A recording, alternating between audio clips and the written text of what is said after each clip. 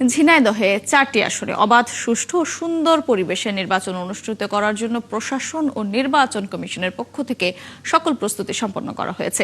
এই 4টি আসনে 21 জন প্রার্থী ভোট যুদ্ধে অংশ নিয়েছে। আসনগুলোর মধ্যে 588টি কেন্দ্রের মধ্যে 237টি অধিক গুরুত্বপূর্ণ চিহ্নিত করা হয়েছে।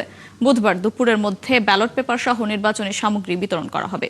4টি আসনে 15,96,000 নারী পুরুষ ভোটার তাদের ভোটাধিকার প্রয়োগ করার কথা রয়েছে।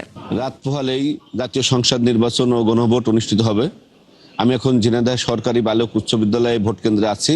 ঝিনাইদহ জেলার 6টি উপজেলা নিয়ে 4টি সংসদীয় আসন গঠিত এবং এই 4টি আসনে জেলা প্রশাসন এবং নির্বাচন কমিশনের পক্ষ থেকে অবাধ, সুষ্ঠু এবং শান্তিপূর্ণভাবে ভোট গ্রহণ অনুষ্ঠিত করার জন্য সকল প্রস্তুতি সম্পন্ন করা হয়েছে। আমি যদি ক্যামেরা পার্সনের মাধ্যমে দেখাতে চাই যে ঝিনাইদহ জেলার 6টি উপজেলা থেকে কেন্দ্রে অর্থাৎ ঝিনাইদহ জেলার 4টি আসনে 588টি কেন্দ্র রয়েছে। এই কেন্দ্রে ব্যালট পেপার সহ নির্বাচনী সামগ্রী দুপুরের মধ্যেই বিতরণ করা হবে বলে প্রশাসনের পক্ষ থেকে জানানো হয়েছে এবং এই সকল ভোট কেন্দ্রের মধ্যে 237টি কেন্দ্র অধিক গুরুত্বপূর্ণ নির্বাচিত করা হয়েছে প্রশাসনের পক্ষ থেকে। নির্বাচন কমিশনের পক্ষ থেকে জানানো হয়েছে যে জেলার 4টি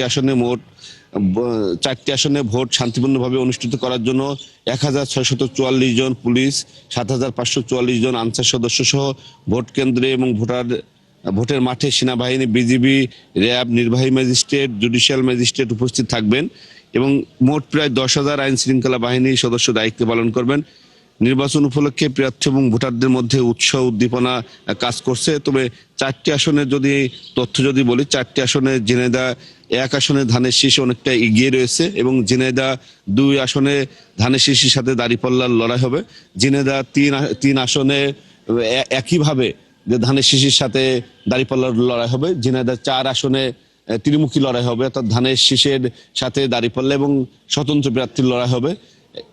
এছাড়া হলো নির্বাচনের লড়াইয়ের খবর এবং এই 4টি আসনে মোট 15 লক্ষর অধিক নারী ও পুরুষ ভোটার তাদের ভোটাধিকার প্রয়োগ করবেন। এই ছিল নির্বাচনী সামগ্রী বিতরণ সহ সর্বশেষ তথ্য। রাজীব হাসান, 71, ঝিনাইদহ।